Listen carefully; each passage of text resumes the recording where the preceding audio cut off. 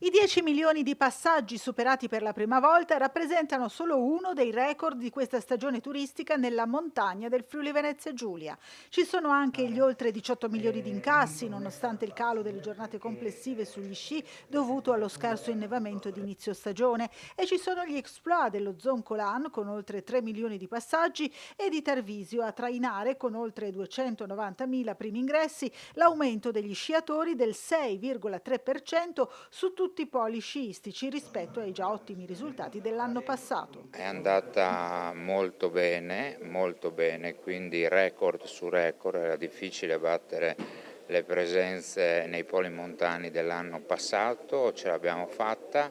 abbiamo sfondato i 10 milioni di presenze e devo dire che un po' tutti i poli hanno chiuso la stagione con il segno più, questo a testimonianza di quanto le nostre piste vengono ricercate e la qualità delle stesse. Per questo io voglio ringraziare gli operatori di Promoturismo per l'eccellente lavoro che fanno, ma anche i servizi come dire, che ruotano attorno alle piste e allo sci, quindi è un sistema montagna del Friuli Venezia Giulia che funziona.